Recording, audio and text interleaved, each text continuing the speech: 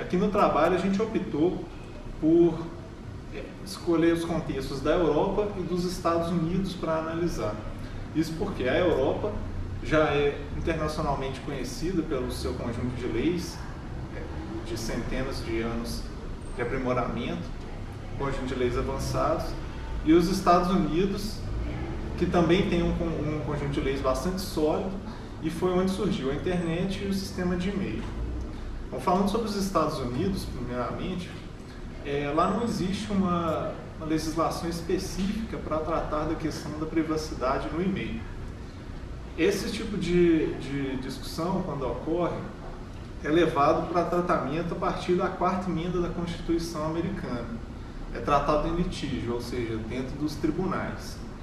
Como todo tratamento que é dado em litígio, acaba sendo uma questão de decisão, interpretação dos juízes no momento da decisão. Dessa forma, fica algo bastante subjetivo em relação a quem está analisando o caso. Inclusive, as ações que são tomadas em relação à 4ª emenda requerem algo que é chamado de expectativa razoável de privacidade, o que também é algo bastante subjetivo. O razoável depende da época, depende da pessoa que está analisando. Em termos de leis, há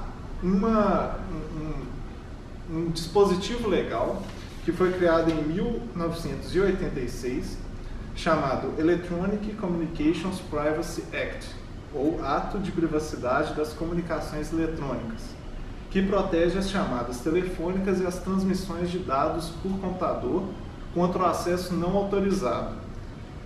Na esfera federal dos Estados Unidos, esse é o único dispositivo que dá alguma abrangência à questão da privacidade no e-mail. Mas mesmo esse dispositivo, ele não protege contra a privacidade em todas as situações.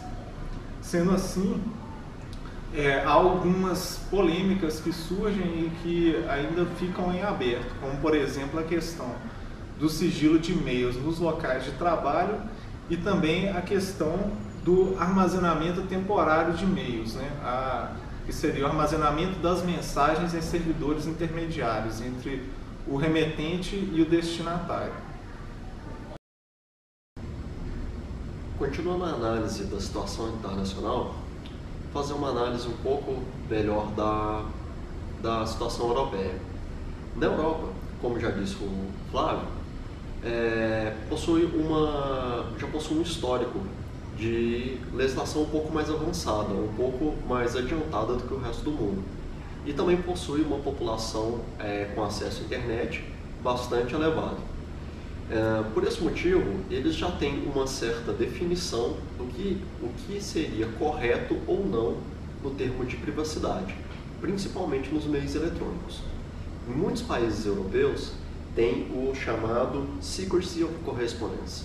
Já é um conceito mais antigo, que é uma legislação utilizada para evitar a violação de correspondência normal, de correio convencional, mas que foi estendida a sua interpretação para vários outros tipos de comunicação, como comunicação eletrônica e até mesmo via internet.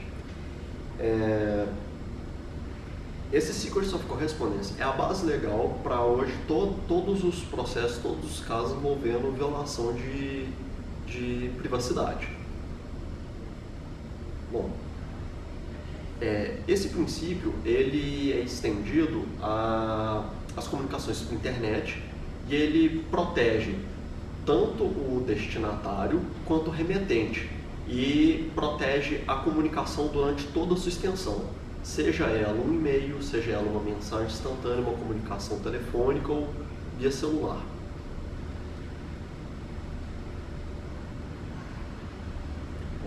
Esse princípio ele protege tanto o conteúdo quanto a posição, a origem, quanto o destinatário, a localização dele.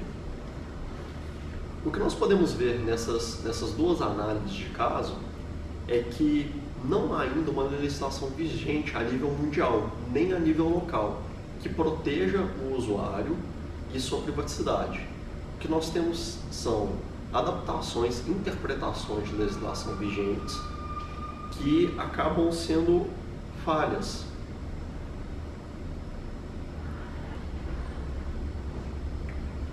O que nós podemos perceber nessa análise é que temos poucos mecanismos legais para prever e proteger esses tipos de violação de privacidade.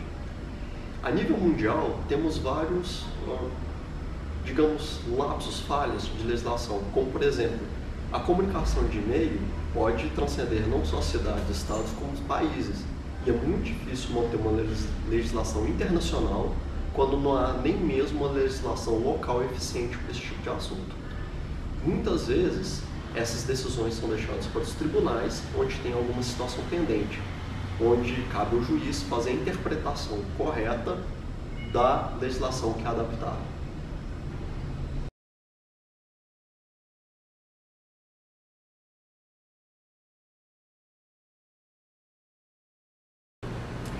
As empresas que oferecem o serviço de e-mail já perceberam que é real este problema da privacidade para os seus clientes.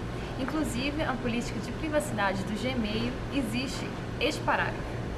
Sejamos claros, existem problemas na privacidade dos e-mails e esses problemas são comuns a todos os prestadores de serviços de e-mail.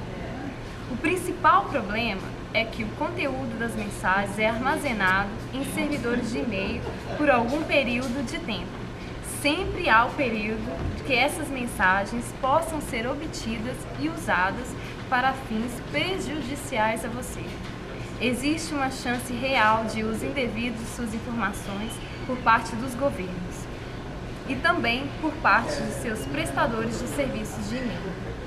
A partir desse texto, então, muitas empresas como a Microsoft, inclusive a Google mesmo, e também a Yahoo se juntaram junto com outras pessoas dos direitos humanos para montar um código de conduta sobre a internet. E o principal objetivo desse código é justamente garantir que as empresas não possam repassar os dados a terceiros, inclusive o próprio governo. E se isso acontecesse, que elas fossem obrigadas a pagar uma multa. E até então, que a gente conseguiu, através de revistas, né, e jornais também, esse comitê se encontrou esse ano, em fevereiro, março, e eles têm previsão de se encontrar outra vez ainda no final deste ano, para que esse código possa ser de conhecimento público. E todas as pessoas possam também opinar e dizer se é correto ou não. Então, existe sim uma preocupação sobre esse assunto, sobre privacidade no serviço de e-mail, e a tendência é realmente formalizar isso. Outra opção também, que